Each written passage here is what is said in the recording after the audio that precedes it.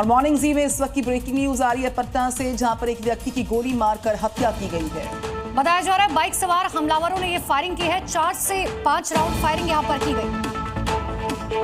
एक व्यक्ति की गोली मारकर हत्या का ये मामला पटना से सामने आया। बाइक सवार हमलावरों ने इस फायरिंग की वारदात को अंजाम दिया है। तो पुलिस की तरफ से मामला दर्ज किया गया है, लेकिन एक बार फिर से बिहार में देखिए अपराध अपने चरम पर पहुंच चुका है। आए दिन इस तरीके की वारदातें हो रही हैं और एक व्यक्ति की गोली मारकर हत्या की गई। बिहार के पटना में भूमि सर्वेक्षण कर्मचारियों ने बीजेपी कार्यालय का घेराव किया है और इस दौरान वहां पर जमकर हंगामा देखने को मिला। पटना में भूमि सर्वेक्षण कर्मचारी बीजेपी कार्यालय के पास पहुंचे और जमकर सरकार के खिलाफ नारेबाजी की। नौकरी स्थायी करने की मांग को लेकर सड़क पर उतरे। प्रदर्शनकारियों और पुलिस के बीच खूब धक्का मुक्की हुई। पुलिस ने प्रदर्शनकारियों को समझाया, लेकिन वो बीजेपी कार्यालय के पास से हटने को तैयार नहीं थे, जिसके बाद पुलिस ने लाठीचार्ज कर दिया। इस दौरान कई भूमि सर्वेक्षण कर्मचारियों को गंभीर चोटें आईं।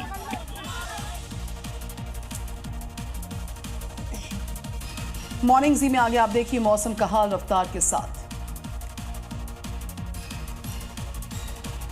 पंजाब में इस समय कुदरत की मार से हाहाकार मचा हुआ है। यहाँ कई इलाकों में मौसम की मार का असर अब भी जारी है। व्यास नदी उफान पर होने से जगह जगह ग्रामीण दहशत में हैं, खुद ही पानी के बहाव को रोकने की कोशिश कर रहे हैं। 2000 से ज्यादा गांव में बाढ़ का पानी अब लोगों के लिए मुसीबत का सबब बन चुका है। हालांकि केंद्र ने पंजाब को 1600 करोड़ रुपए की मदद का ऐलान किया। मध्य प्रदेश से हैरान करने वाली तस्वीर सामने आई, जहां पर नरसिंहपुर में अचानक से आई बाढ़ के चलते तुंगड़ा नदी के टापू पर लकड़ी बीनने गए 7 लोग फंस गए। स्थानीय लोगों ने सूचना मिलने पर एसडीआरएफ पुलिस की टीम्स मौके पर आती है। करीब 2 घंटे तक चले रेस्क्यू ऑपरेशन में सभी लोगों को नाव की मदद से सुरक्षित किनारे लाया गया। यूपी में बाढ़ और बारिश के चलते बुरे हालात देखने को मिल रहे। यमुना नदी उफान पर होने से आगरा में बाढ़ से बुरे हालात देखने को मिले। खासतौर पर निचले इलाकों में बाढ़ का पानी घुस जाने से लगातार तबाही की तस्वीरें सामने आ रही हैं। हालांकि यमुना नदी के जलस्तर में कुछ कमी जरूर आई है, लेकिन अभी भी कई इलाके बाढ़ की चपेट में हैं। राजस्थान में बाढ़ बरसात से हालात अब तक नहीं सुधर पाए। हालांकि बरसात का दौर कुछ कम जरूर हुआ, लेकिन जालौर के कई गाँव में अभी भी बाढ़ का कब्जा है, जिसके चलते आम जनजीवन पर असर। ओडिशा के जगत सिंहपुर में सियाली तट के पास गांव में सैलाब घुसने से लोग बुरी तरह से परेशान नजर आए।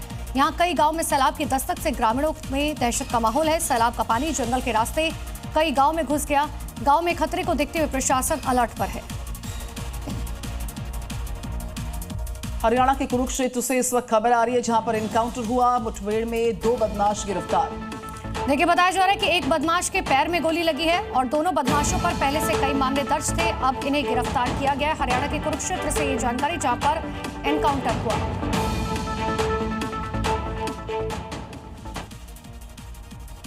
नागपुर मुंबई समृद्धि हाईवे पर सड़क पर कील लगाने के इस केस में खुलासा हुआ, जिसको लेकर अब एक नया विवाद छिड़ गया है।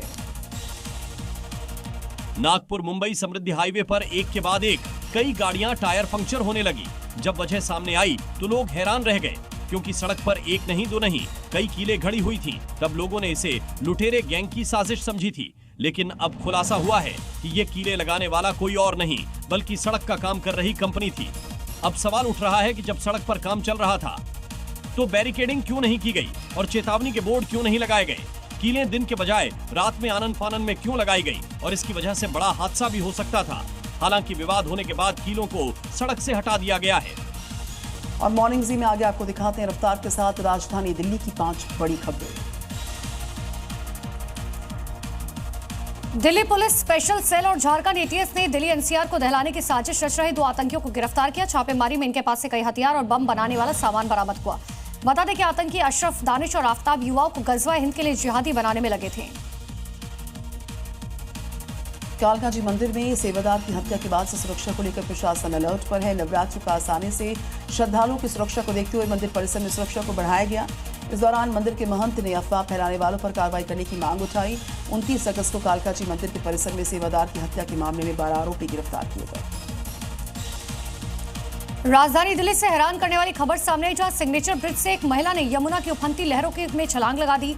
सूचना मिलने के बाद प्रशासन ने बचाव अभियान चलाया, लेकिन खबर लिखे जाने तक महिला का कोई पता नहीं चल सका। फिलहाल पुलिस मामले की जांच कर रही है और सीसीटीवी फुटेज खंगाल रही है। महिला मानसिक रूप से बीमार बताई जा रही, बेटे के साथ ब्रिज पर गई थी। दक्षिण दिल्ली के मैदानगढ़ी थाने के अंतर्गत भाटी माइंस इलाके में पुलिस ने एक बड़ी सफलता हासिल की।